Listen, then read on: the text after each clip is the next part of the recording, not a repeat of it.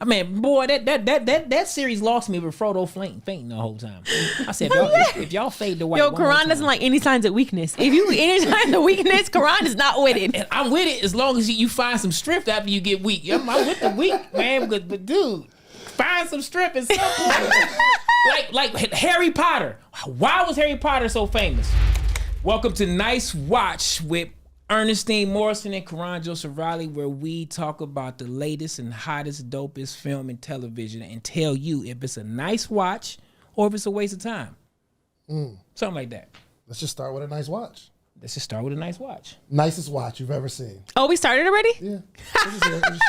Nicest watch I've ever seen. Man, D, it's a lot, man. But I'm going to tell you probably the most influential watch I would have to say that inspired me to want to create nice watches. Was The Godfather. Really? Yeah. The Godfather? Yeah. Of all the watches, that's the most nice watch? Story, cinematography, performance. Performance for sure. Historical context. I mean, it had everything. It knocks off all the boxes. You know what? When I probably saw The Godfather for the first time, I probably just didn't understand the culture, probably how you understand it, especially being a male. Yeah, here's the thing though, EJ. I didn't understand that. I didn't understand it either. I was just sitting there understanding something about it. I think the core principles is what made me as a man and a brother and a future father one day. All those things resonated with me, and I just was like, man, this is if you're gonna be a man and a gangster, this is how you. This is how you do it, right? You know, everybody was suited and booted. They had rules. You couldn't just do anything to embarrass the family. Yeah. These are values that I live by to this day. You know what I'm saying? You know what? Now that I think about that, when I think of Godfather, I do think of principles. Like, it was a principality. Like, you ain't gonna just cross over these lines. Yep. You're not gonna talk to me in any old kind of way. Yep. My family comes first. I protect my family. Yep.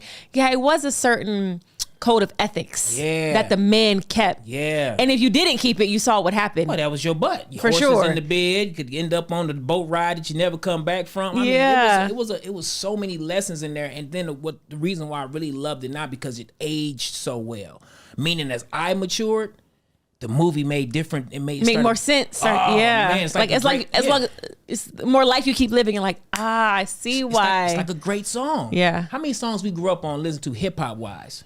And we grow up now. You didn't understand it back then. And you like, yo, now I know what a Magnum is.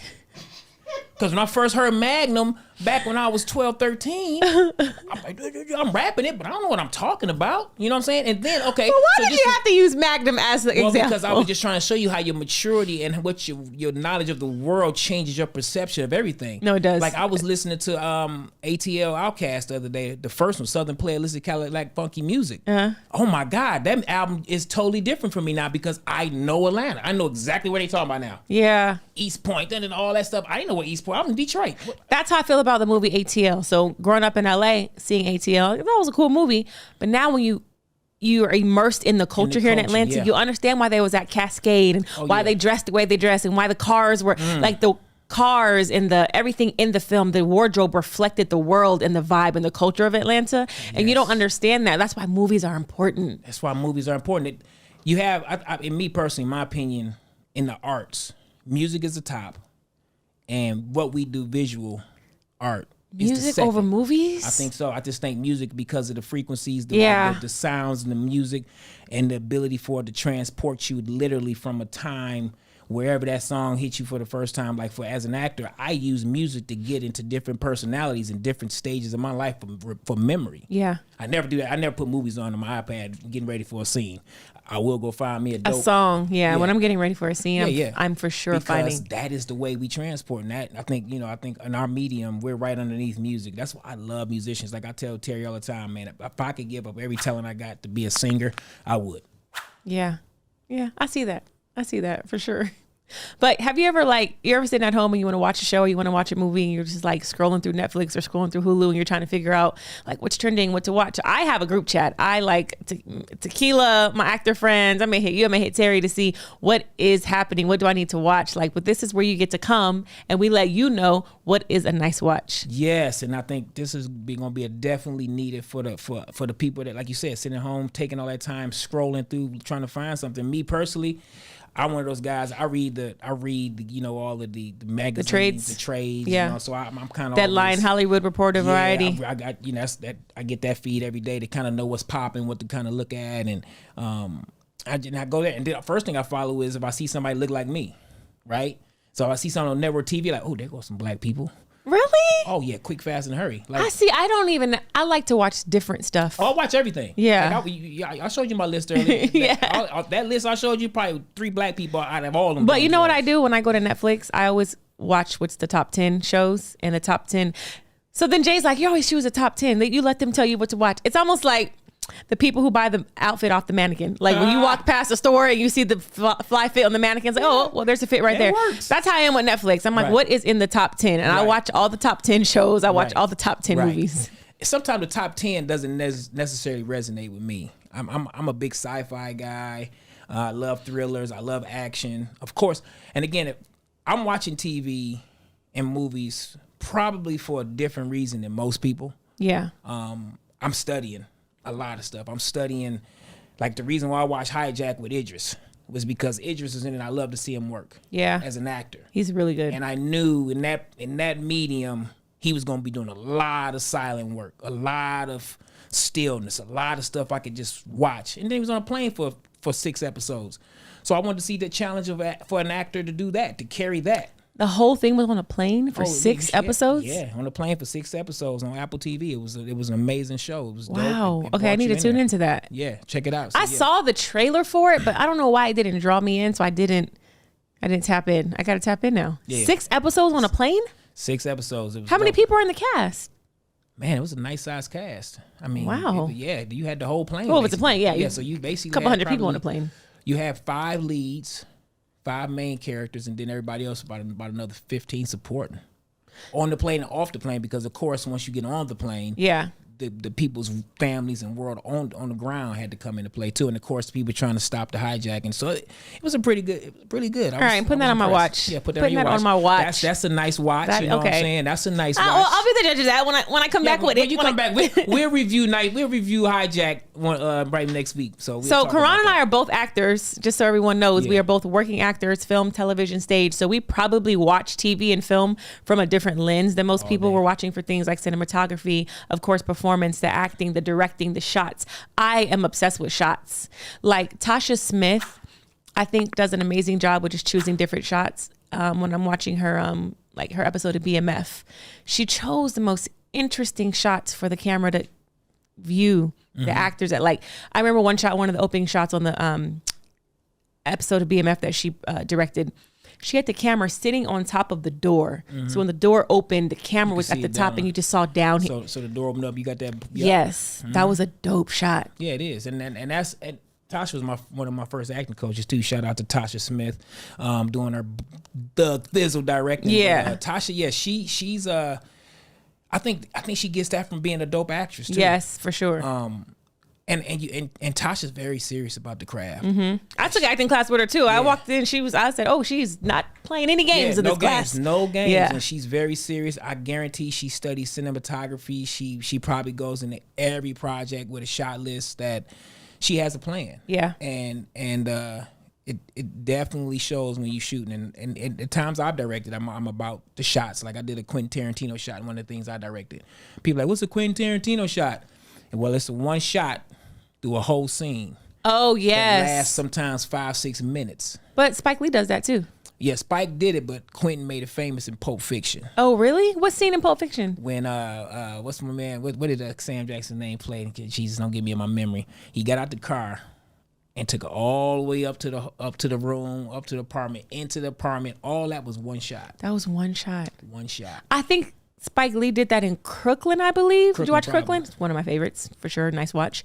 I think one of the opening scenes in Crooklyn, it's like he follows the boy. He's running through the neighborhood, passing through the stoops, going up his stoop, and that's all done in one shot. I think it was like on a crane. Yep. And Spike did a lot of that POV stuff. And Spike shots are a little different because it's usually from the POV of the character that you're watching during that time. So his shots are a little bit different, but it's the same concept. Yeah. A one take, one shot, That is hard to Straight. do. Yeah. And it's hard to do as actors too. It's super hard as actors. If you're an actor, boy, you got to be on You your gotta be in P's it and Q's for the whole time. Yeah, it's like stage. That's why Yeah. it's like you bring stage into film, which is always Can you explain POV though? I mean, I think point you of know view. it's point of view. Yeah, Point of but view. Point of view.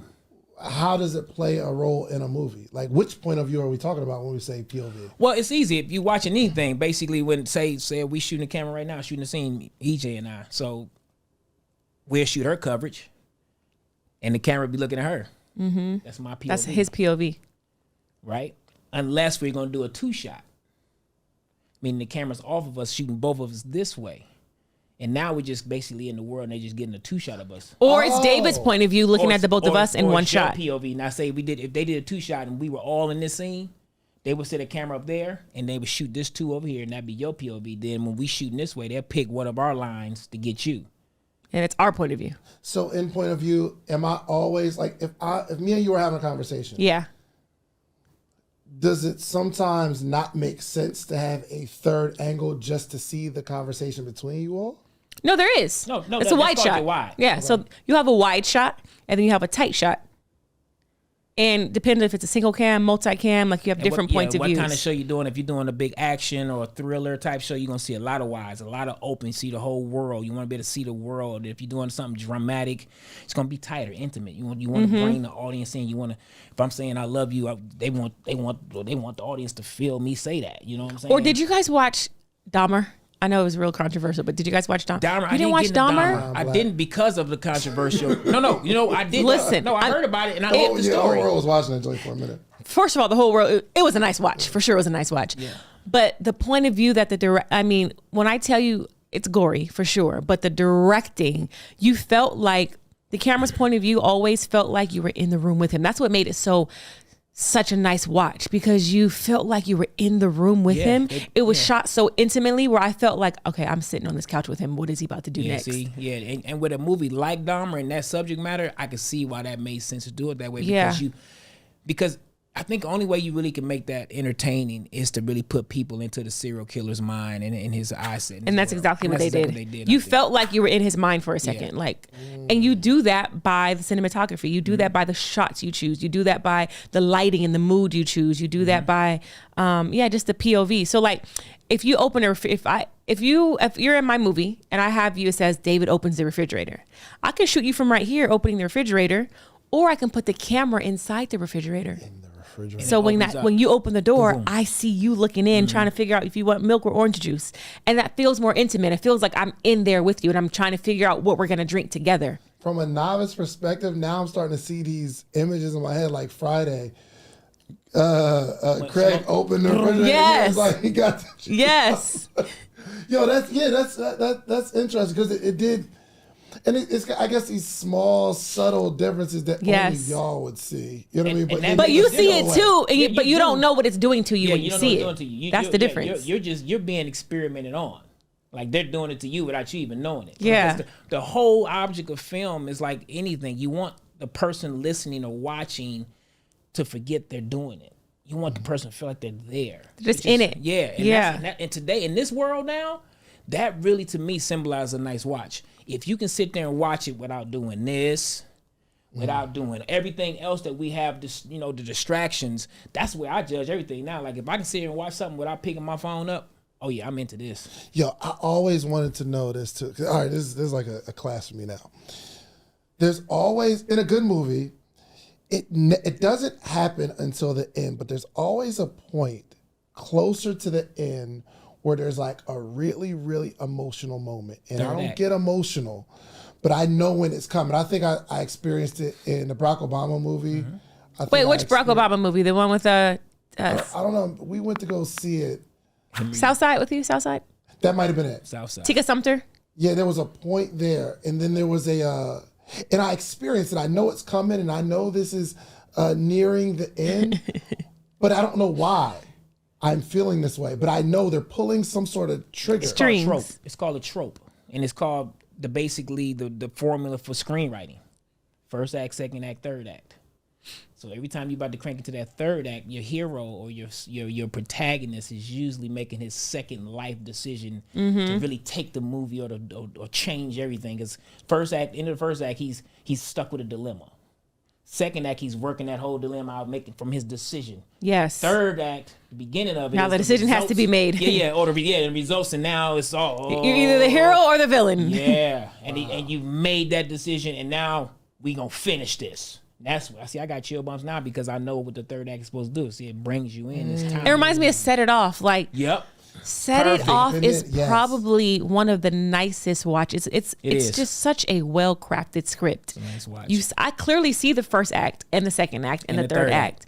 And that third act, when she cuts her braids off she gets down on her knees on the bed and she cries. That cry was like, I felt that cry. It was like everything. I'm rinsing. I'm rinsing it off. It's over. It's over. It's done. Yep. Everybody felt it. Or like, what makes a nice watch for me is like when I understand a shot or I understand the intelligence in the script. So for instance, in Set It Off, one of my favorite scenes, Dave, is when she was in a bind, Nate. She was in a bind. But after she did what she had to do because she was in that bind, she took a shower. She was trying to scrub it She was off. scrubbing it. It wasn't a regular shower. She didn't just get in and wash up. She wanted to scrub it off, or she wanted it off of me. That was such a brilliant, like, I don't know if that was just her as an actor or if that was the directing, but that was such a brilliant scene because it was like, I felt her washing that filth off her. It wasn't about taking a shower. No. It was about washing the filth off me. Washing the sin off. I'm ashamed of what I just did and I want it off. Yep. That's what makes a nice watch to me. Set It Off is Set It Off is a masterclass in so many things. Yeah. Acting, cinematography, the authenticism of the world of LA, the 40 ounces, you know what I mean? It just was authentic. That whole stretch of films from the mid to late 90s. For sure. From Love Jones, Set It Off. Brown Sugar. Is that the era we got all our classics? Baby Boy. Yeah. Yes. Yeah, bro. Like, yeah. Yes. Why? Because that's when John Singleton, that's when F. Gary Gray, all our dope, Antoine Fuqua. Yes. All the people that were going to be the people were becoming the people. Yeah. You know what I'm saying? Like, dude, you got Boys in the Hood, Men's Society, Set It Off. You got Love Jones. You got Ink. I mean, bruh. But do you see how that to come back? All the movies that you just named, if you look at the world, you know what I mean when I say look at the world? So the world is the things around, the atmosphere, the props, the cars, the wardrobe. That's what makes the world.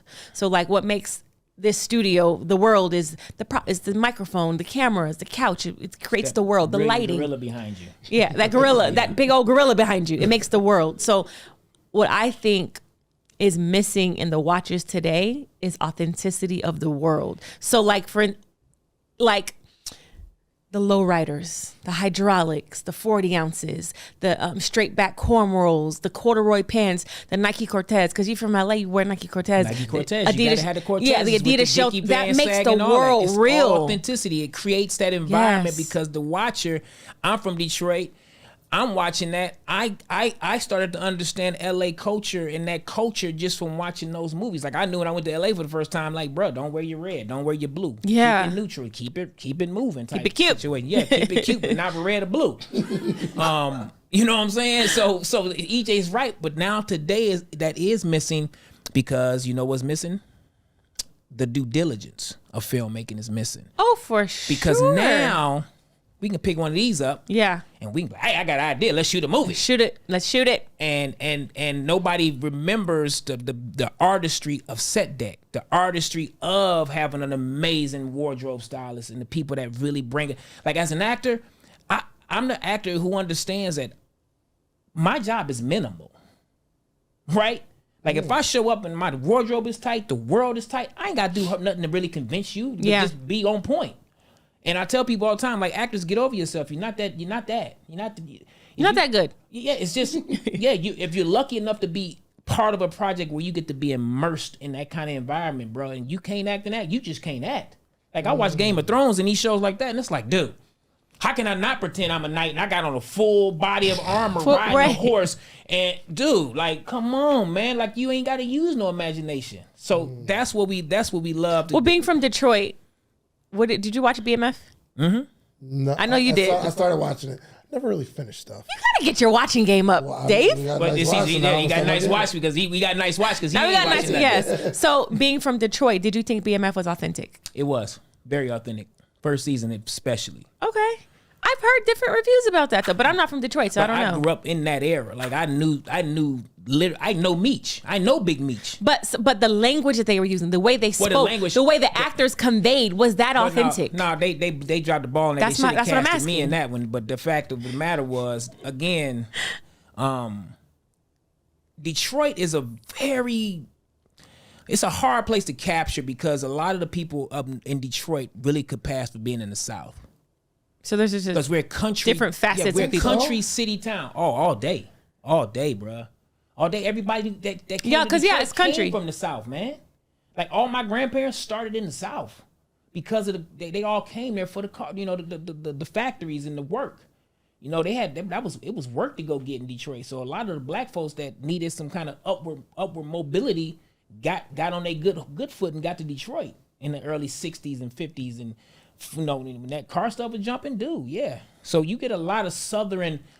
It's a huge Southern influx in Detroit, which is why most Detroit people have now come to Atlanta and haven't missed a beat. We've brought in that same Detroit hustle down to Atlanta, which Atlanta has that same hustle and energy too. You know what I'm saying? Atlanta's like a New York of the South, really, with the hustle. Like Atlanta feels like an up north town, or LA. You know what I'm saying, with the hustle. Oh, I disagree with that. LA, absolutely not. What you mean? The hustle? Well, I don't think nobody hustles more than the East Coast, but so for me. Well, I think New York is the most. Yeah, New York is number one as far as for hustle, sure. because you got to. You be living on But the I actually concrete. think, being from LA, born and raised, I think Atlanta is very slow. I think the culture here is slow. Yeah, I think the culture Not like is it slow, but was. I still think Not like it was Yeah, you're 30 years. holding on to 10 years ago or however many years ago.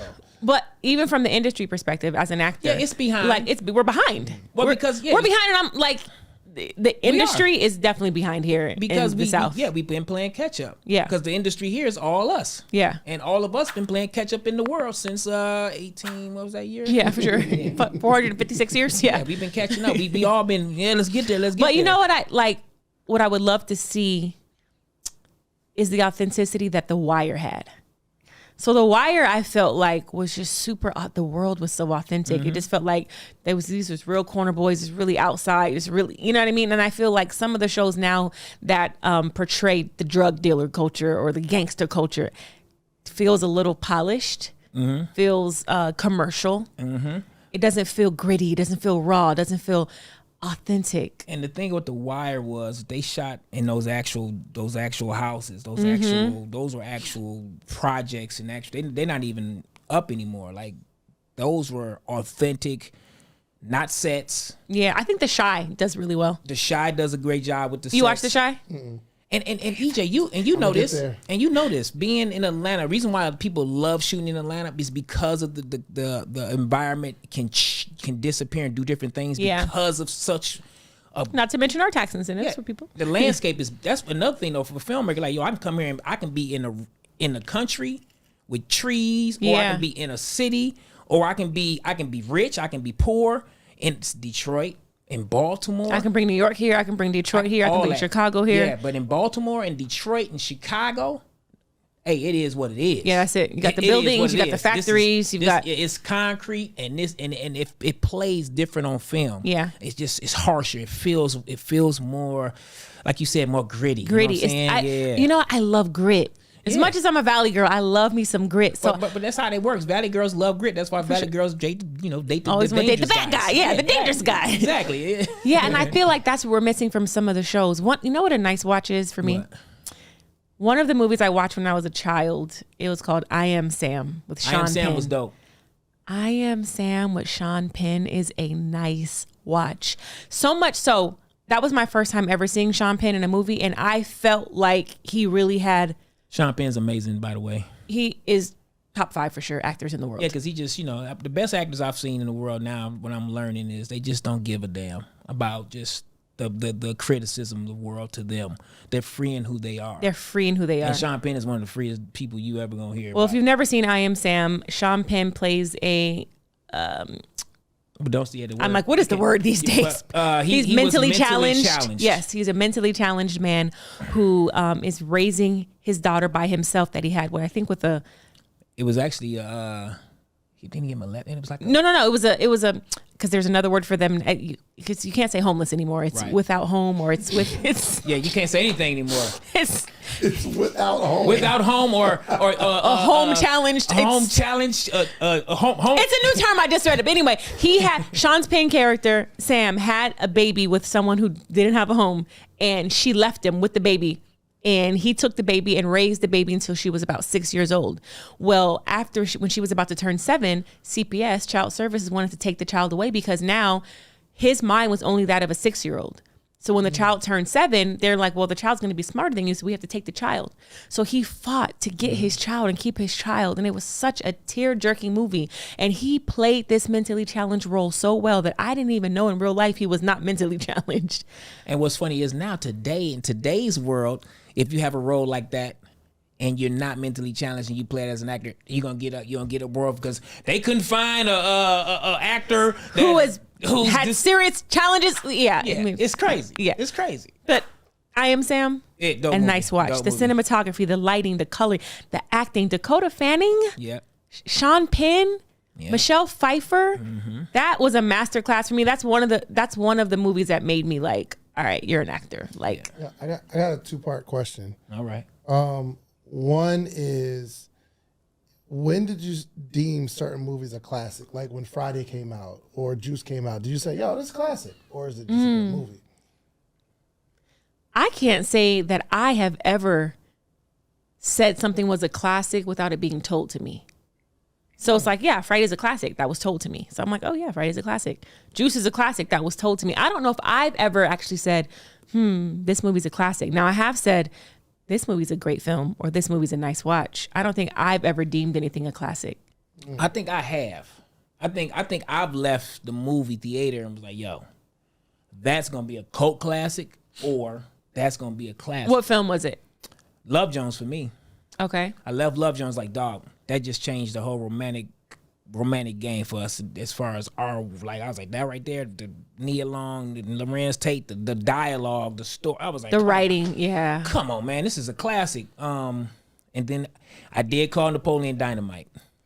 I said, Napoleon Dynamite is one of the greatest films of all time because guess what? I was like, that's a cult classic. There's no climax. There's no.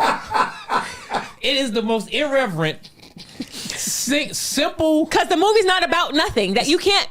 What's the log line for the? Somebody look up the log line. What is the log line? Somebody put the log line. There can't be one. What is a log line? A log line is basically a 1 or 2 or 3 sentence description of the movie. And it's basically supposed to a quick synopsis, a quick overview, and it's supposed to grab you like, ooh, let me check this out. Yeah, it just said it's one of the greatest movies of all time. It's one of the greatest movies of all time with no climax, no synopsis.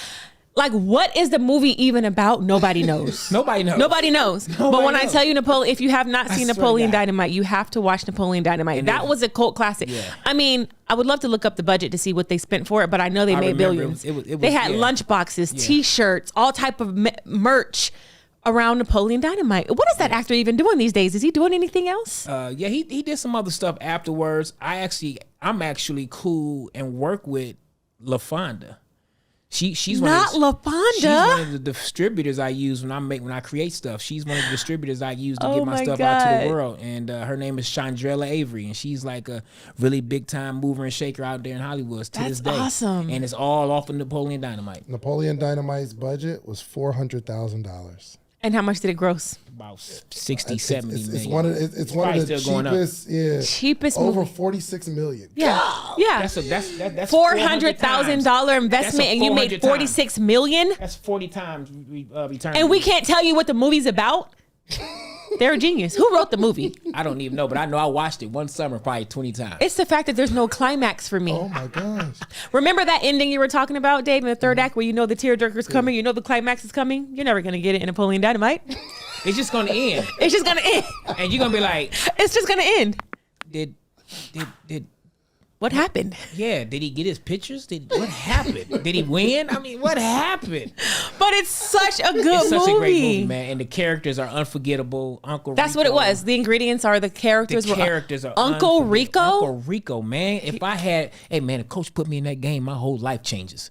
You know what I'm saying? Uncle Rico was never letting go of a dream. No, man. That's what made the movie brilliant. Is the characters Uncle were. Rico lived in his van out in the desert. And believed he should be a top 10 quarterback in the NFL. And he was not going to ever let that dream go. Dog, they opened up. We introduced to Uncle Rico just to give y'all a quick blurb and be on to something else. But they opened up his character development. Uncle Rico set up a camcorder, much like this, outside of his van. And he was throwing drop back. The ball to himself. Throwing the ball to himself. He was throwing the ball to himself. Throwing the ball to himself, bro. And it captivated us all. It captivated 46 million. We were like, and from that moment on, bro, it was a cult classic. So this second part of the question, are the movies that are coming out now not as good as the classics we deem, or have we not given them enough time to be called classic? I think there are some. I think Stranger Things is a cult classic. Yeah, Stranger Things would be a cult classic amongst that generation of people who watched it at that time. But I watch it too, though, and I'm in. Yeah, I think some of that stuff is like impactful depending on where you at in your life. Like Stranger Things was good for me. I watched the first 2 seasons and then it just got a little weird. little kiddie. It never really climaxed like I needed it to. Gotcha. I'm like, well, dang, man, what? Because it had me really going with 10 or 11, whatever was her name. 11. Yeah, 11. Where like, Yeah. shit, I mean, she got these untapped powers, man. Yeah. I waited for 2 seasons to see these untapped Just to see powers. where she was gonna go with it. Go with it. You know what I'm saying? It was like kind of like Frodo in the Lord of the Rings. Like, is Frodo ever gonna man up? No, obviously not. 3 movies in, now he's still fainting. I mean, boy, that series lost me with Frodo fainting the whole time. I said, if y'all fade the white, Yo, Karan doesn't like any signs of weakness. If you any signs of weakness, Karan is not with it. And I'm with it as long as you find some strength after you get weak. I'm with the weak, man. But dude, find some strength in some point. like Harry Potter. Why was Harry Potter so famous and so popular? This dude never did no magic ever. He was supposed to be the biggest, dopest wizard since what was Mordorf or whatever that guy's name was. Hit the little Z. Mortimer. He's supposed to be he's supposed to be the threat to that. Man, Harry Potter's friends was the bosses. Everybody around Harry was. And Harry Potter was a cult classic. Oh my God, it was a world. It's crazy how people responded to that movie. But after about the second Harry Potter, I said, come on, Harry, you supposed to be damn making dragons or something by now, bro. What is going on? You ain't got no potions or nothing. Nothing. You still running around this smoke with them glasses. So are classics being created right now? We just don't recognize them yet. I think right now, man, what we're running into now is so much being made, so much content that is definitely watered down to a degree. But the degree, I mean, not a degree, the generation before your generation may have said the same thing. I don't know, man. Our generation, we had 3 stations. We definitely had 5 for sure. We definitely We had ABC, NBC, Fox, UPN. Yeah. I started with 3. So think about And now it's 5,000. 5,000 stations. So as an actor, it's good news for you because you have a chance to get a job somewhere. But it also waters for me. It's like it takes away the challenge for me. But think about this. Think about like music, right? Mm-hmm. We have classic R&B. We got the 112s and the Drew Hills and the Jodeci, all that kind of stuff. SWB's Escapes. Before then, You had the Jackson generation 5. before that was like Jackson 5. Like the music is being watered down. It's too hip hop. It's trash. Right? Well, I will say I agree with you. I will say that I think that there's 2. I think that we are diluted and watered down because there's just it's influx of content. You have so many choices. But I also think that there are no classics because there's not the level of work and skillmanship and craftsmanship put into the craft like there was when the Jackson 5 was coming up. So? When boys. No, so it's way more technical stuff to even draw from. Back then, they were just doing stuff, and then it becomes genius. But they had so much less to work with to make that genius. Yes, like now, you gotta think about it. The Jackson 5 was in their living room practicing 5 days a week, like twice a day, honing the craft. Now somebody wakes up and they're like, "Oh, I want to be an actor, or I want to be a musician," and they do a video and it goes viral, and now all of a sudden they're selling out a stadium. But what you're lacking is the craftsmanship on how to hold the crowd, how to command that stage. That's why nothing is classic. It's like, oh, you get 15 minutes of fame and it'll come and go. And we'll see how long you last. Exactly. There's very few 15 minutes that are lasting enough for you to be an icon, for you to be a legend. Yeah, nobody puts the work in. Nobody wants to study the actual craft that they're in. I guarantee you, if I talk to most of the actors in Atlanta, they couldn't tell me. They probably hadn't watched it. They probably haven't even watched a silent film. They haven't done any really. Never watched it. Name 5 Quentin Tarantino films. Name 5 Spike Lee films. Like no. What? Who? Or even like in the podcast game, Dave, it's like there's a million podcasts now. David has done, what have you done? 500-600 episodes? Almost 400. Almost 400 episodes. That's called craftsmanship. Like you're building your craft daily. It's on your wall out there. Consistency is it's the consistency. So now you know how to craft the conversation because you're honing your craft. You're almost 400 episodes in. Well, someone may wake up tomorrow and be like, I'm gonna build a podcast and I'm gonna be better than David Shands and it's gonna be a classic. And they may think that, and they may buy all your same equipment. They may have a great set with great lighting, but what you're missing is the craftsmanship of almost 400 episodes in. Let's look at it this way.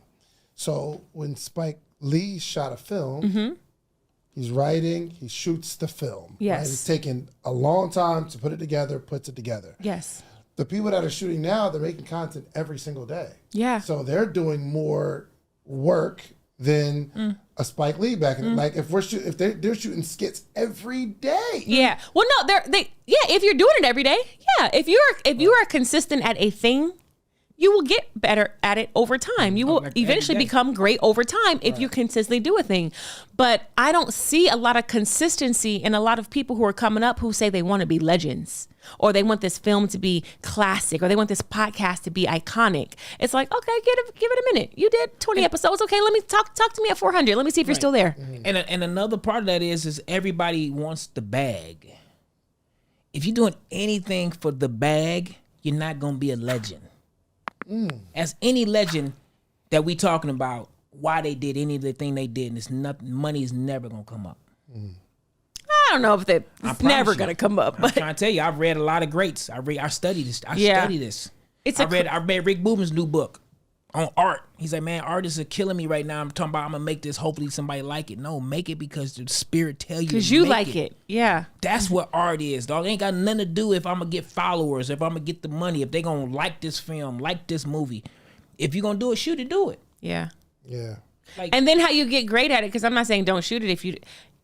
How you get great at something, like you said, is the consistency. So for me, it's like, yeah, there's a lot of great content out there, great skits, great TikToks, great reels, great podcasts.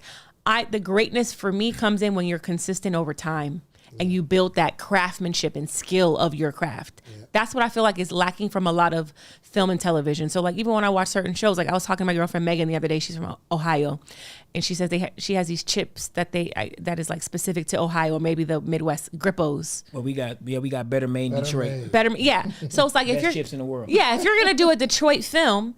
And I don't see Better Made you're not even doing your homework. If you're doing a film that takes place in Ohio and I don't see Grippos or whatever it's called, you know what I mean? Or you're in LA and you're the Latino community and I don't see no chili suckers and Lucas and chili powder. You're not doing the homework. And I think that's what's missing from film. And I like to watch the world when I watch a show. What is in the world? What kind of car are they driving? What kind of clothes are they wearing? What banks are they passing by? What stores are they passing by? If I don't see the authenticity in the world, I'm like, oh, you haven't done your homework. So that just took you out about 90% of stuff on TV. Exactly my point. Exactly my point. I gotta look at it like kind of like a microwave oven type thing. You can make a bunch of stuff fast in a microwave, and you get that consistency. Yeah. But like Spike and Spike writes his scripts out by hand.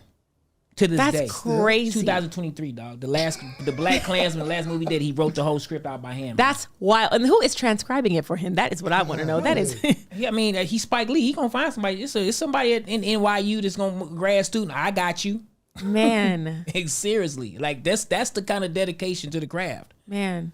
And that's why all his films are a nice watch. So all his films are a nice watch because he sits there with his spirit touching that paper and it writes it. And he's actually articulating right brain versus any other thing because the moment you write something down, you activate your right brain. Yeah, you make People it real. Don't realize our right brains are dying in this society because we're not writing anymore. We're not putting our hands on the textile and it's just... Oh, they don't even teach cursive writing anymore. These kids don't know how to write in cursive. No. Yeah. But I saw a meme that said, don't talk to me if you don't know how to write in cursive.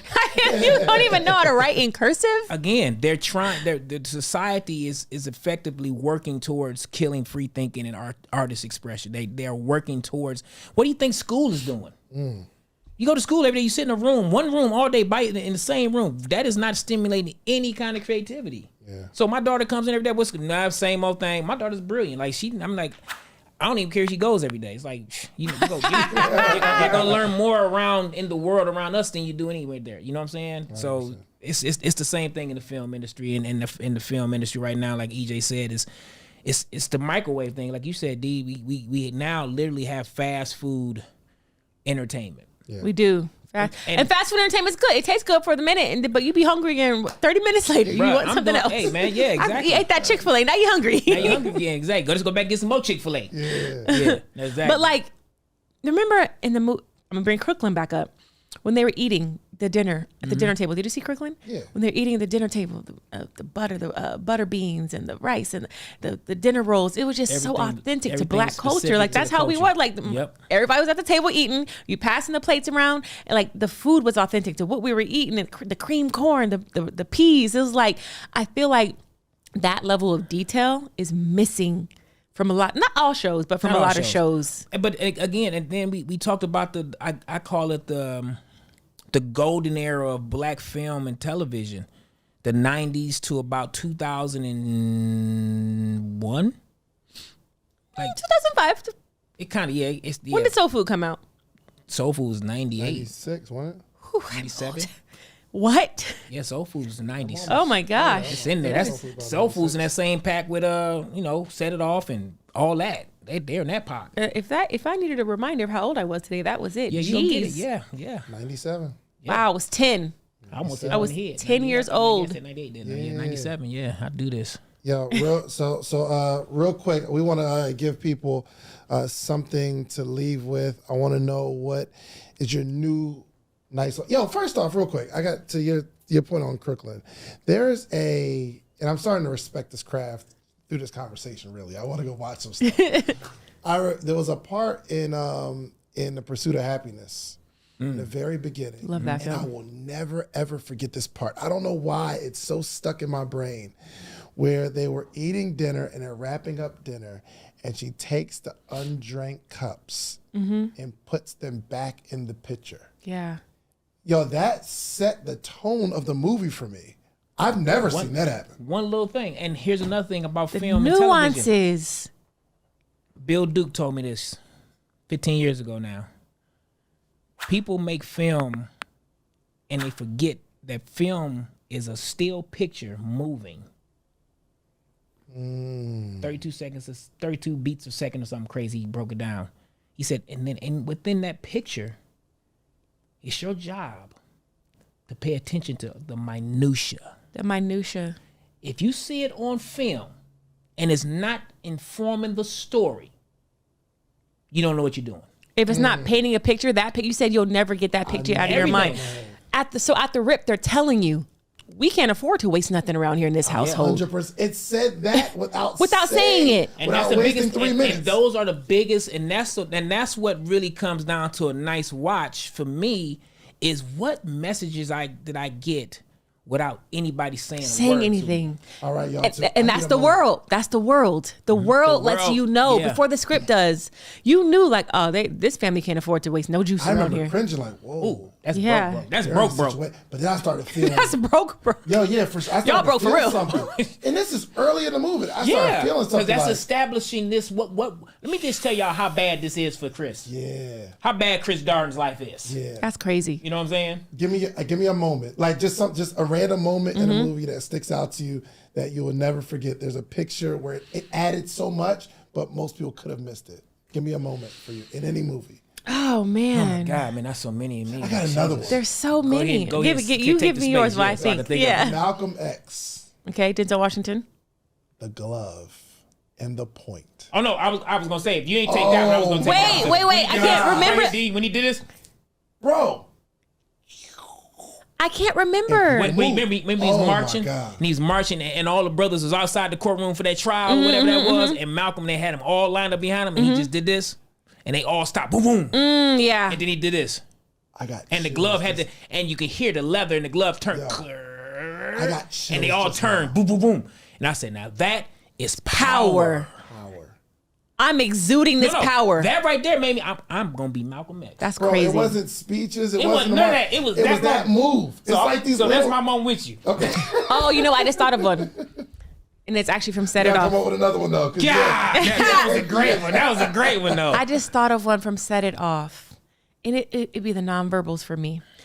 And Set It Off, when Jada Pinkett's character was crying over her brother. Remember, they were all sitting on the couch, and she was like, I don't want it. And I believe it was TT's character. What's Chloe? No. Elise, Kimberly Elise. Kimberly's character. Kimberly Elise's character had no lines in this scene, and Jada's going in. She's crying, and she's like, I don't want it. She was just over there. And Kimberly Elise was just. Yep, she was just she shrunk and was like, yes. It made me feel like if I'm in a situation that Jada's in and I'm crying, I want my friend to react just like that. Her friend was so touched by her pain and her hurt that she felt it for her. And she didn't even have a line. She just, the way she just, and the way she looked back. And DJ, that set it up for her character to do what she did for her son. Yeah. Because their brother dying represented that for her too. Like my child. Yeah. Right? And the scene from Set Up I'm gonna use for yours is when Queen Latifah, that last ride, she didn't say a word.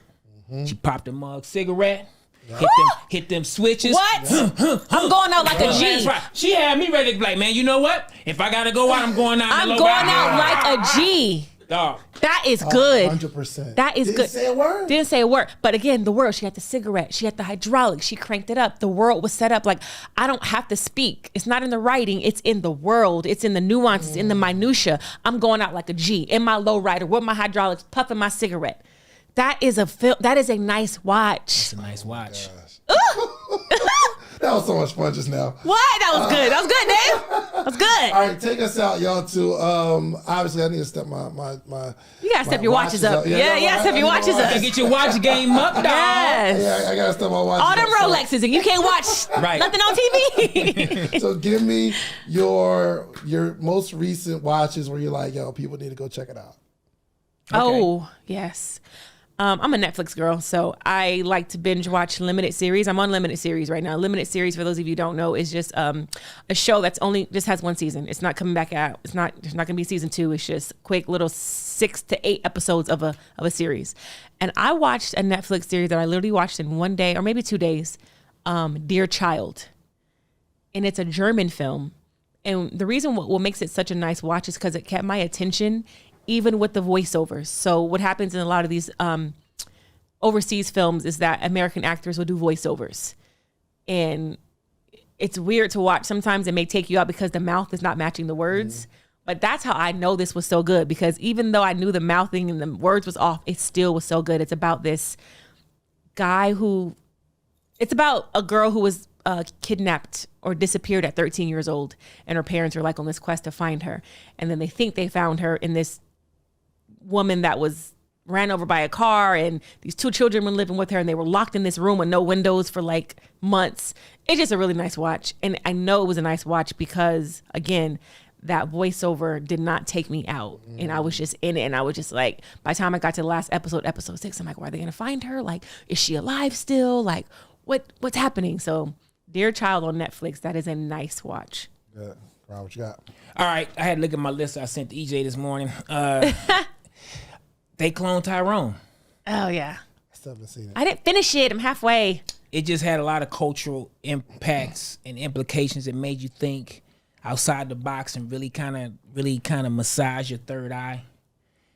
Really put me in the space of, yeah, I'm on the right path, because this kind of stuff keeps finding me. And They Clone Tyrone is exactly where the lane I'm in my life, where I'm at, just really seeing the world in this true lens.